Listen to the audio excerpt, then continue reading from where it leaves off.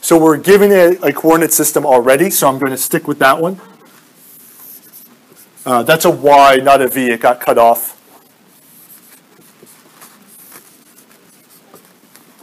All right, so we have an x, y, z coordinate system. A note about coordinate systems in 3 dimensions especially.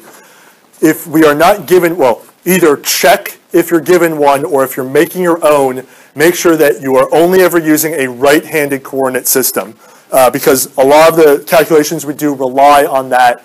It's a right-handed system. So to check, you can take your right hand, use your right hand. So in the order of x, y, z, if you can put your fingers in that orientation, so here it's a little bit tough, but matching what I have up here, x, y, and z up, this is a right-hand coordinate system. If I drew z down, there's no way I can position my right hand so that I'm pointing x, y, and z along those directions. So if z were down, it would probably be a left-hand coordinate system, but you have to make sure it's right-handed for everything we do here. So this is indeed, it's a little painful, but I can put my hand in that orientation. So this is a right-handed coordinate system. And if we want to use right-hand rule, which we use later on, it only works in a right-hand coordinate system. So more on that once we get to chapter 4. But just keep that in mind. So what's helpful in 3D, once we draw our diagram, is we want to put in the important points. We don't need to copy all of the, like those pillars and the stakes and all of that. Those don't matter. We really just want a bare bones drawing of these points in space. All right, and what we know is that there's a rope going from A to C, there's a rope going from A to B, and in that rope is a tension.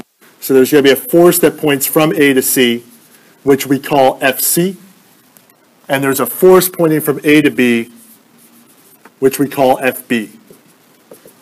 Both of which magnitudes were given, 490 pounds for Fc and 600 pounds for Fb. Now what you're going to find helpful in 3 dimensions, because it's tough to draw 3 dimensions on the board, and in general it's tough to draw 3 dimensions at all, but nothing is to scale here, and rarely will anything be drawn to scale. What's helpful is to put the coordinates of these points in the diagram. It's going to help us when we're finding the unit vector, because it helps us find position vectors. So what we can do is, so we're basing it on this coordinate system here with its origin at the center. For each one of these points, we want to put what are its coordinates in 3-dimensional space. So for example, let's start at C. So basically the coordinates are instructions of how to get from the origin to that point in space. So if we look in the picture, we have to go from the origin 4 in the negative x direction, because we're going against the x direction. So negative 4 in the x, we're going to go 3 in the y, and then we go positive 4 in the z. So as a coordinate, we would write for C, negative 4, 3, 4, and that's in feet. So again, the x component is negative because we're defining x positive this way, but we're traveling in the other direction. So negative x component, we're with the y, we're with the z.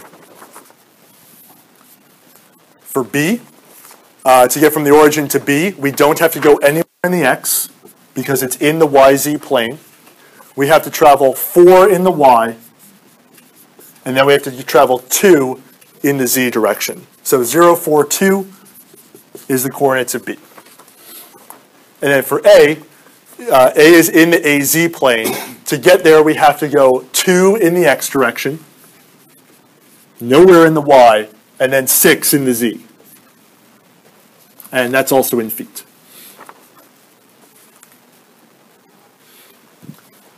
So this is now the complete diagram. This is what we need to be able to find what we're looking for. And again, for this, we'll find the resultant, which I'm going to call R, and that's going to be the sum of vector Fc and vector Fb. So R is ultimately what we need to find here. And right now, we don't know Fc, vector Fc. We don't know vector Fb either. We know their magnitudes, but this says we need their components. Any questions on the setup for this problem?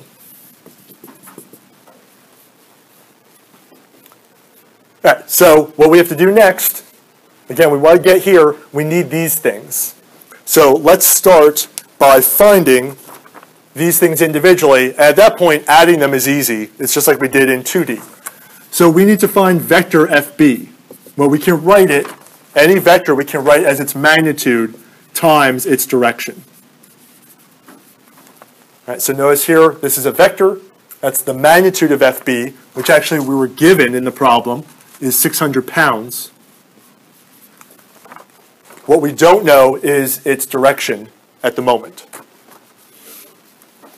But looking at the diagram, we see that FB points from A to B. It lies along that rope that connects A to B. So unit vector B is the same as the direction or the unit vector that points from A to B. As you saw in the slides, we can find the unit vector using a position vector. So this is going to be position vector RAB over the magnitude of that same vector.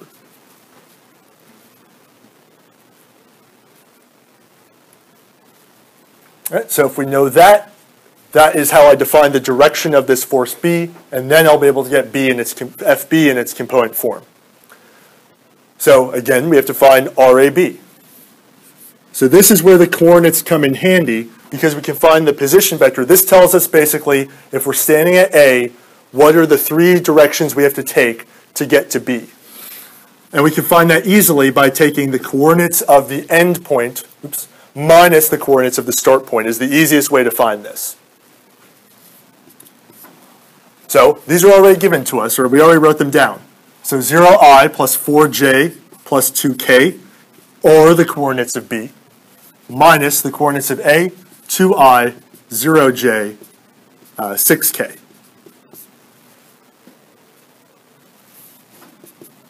Zero minus 2 is negative 2i. Positive 4 minus 0 is positive 4 in the j. 2 minus 6 is negative 4 in the k. And this is actually in feet. As far as your work goes, I don't care too much about intermediate unit use. Really, it's the final answer. I need to see that the units are right, although it's usually easier to have the right units at the end if you do track them during the process. All right, so again, this tells us if we're standing at A, we'll go negative 2 in the I direction, 4 in the J, negative 4 in the K, and then we'll be standing at point B. So that's the numerator here.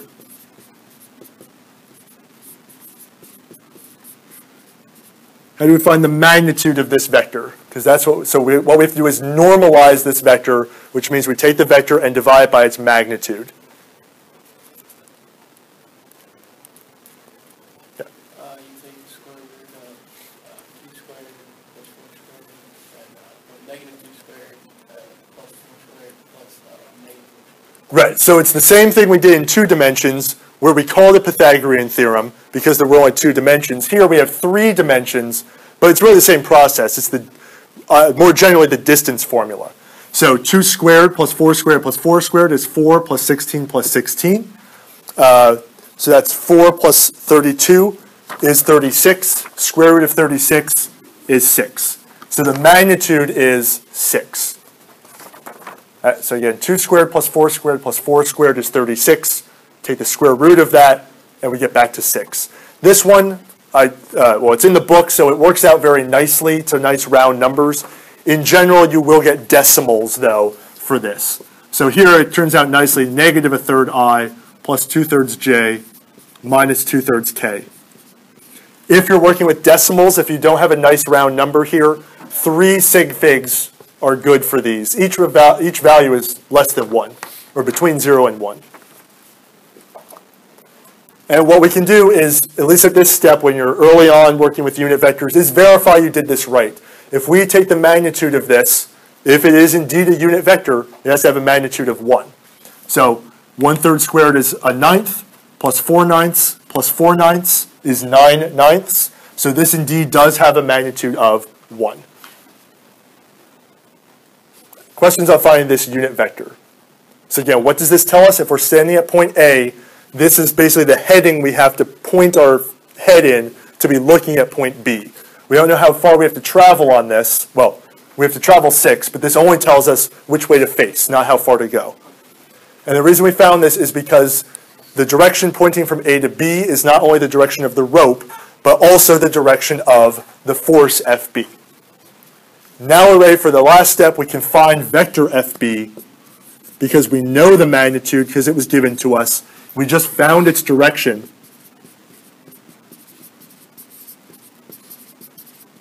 So the last thing we have to do is multiply those two things together. So we just have to distribute the scalar 600 into our vector here. So if we do that, we get negative 200I plus 400J minus 400K, and this is in pounds. Again, as another double check here, 200 squared is going to be 4,000 plus 16,000 plus 16,000 gives us 36,000. Square root of 36,000 brings us back to the 600. So the magnitude of vector FB is 600, and it has to be because that's what they told us up front it was.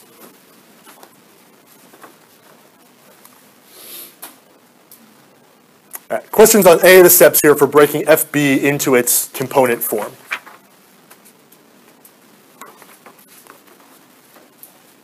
All right, so now we want to do the same thing with FC. It's really going to be the same idea. And I'll put it to the side.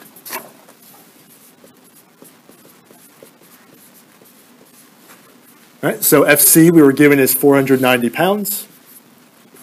U hat C, I won't go through the steps in as great of detail here, is the same as U hat AC.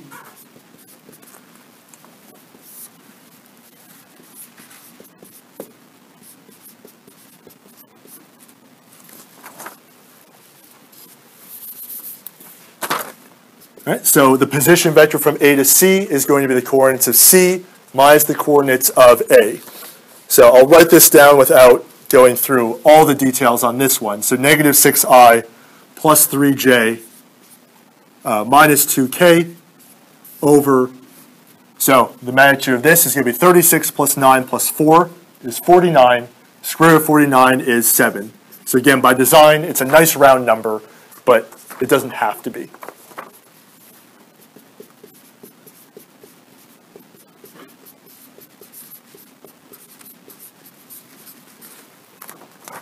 So the unit vector is going to be negative 6/7 I plus 3/7 J minus 2/7 K. That points from A to C.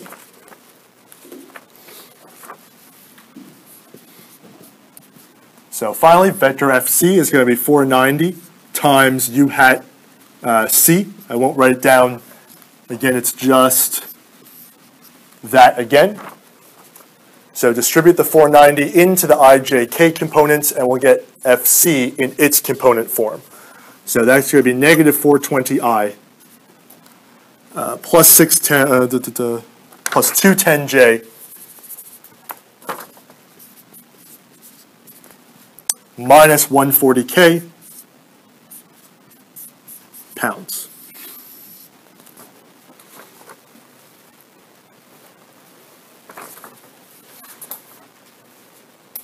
Questions on getting to this step? All right, so now the hard part of the problem is over because now it's easy to add once they're in component form. So that resultant vector is just the sum of FB and FC, and it's exactly now what we did in 2 dimensions, but now there's also a K component. So we add their I components, so negative 200 plus negative 420 is negative 620I. 400 plus 210 is positive 610J. And negative 400 minus 140 is negative 540K. And that's in pounds. So this, the resultant as a final answer, most of the time in 3D, you can leave it as in component form. You don't have to go and find angles with it, because in 3D it's going to be much less useful to know all of those angles.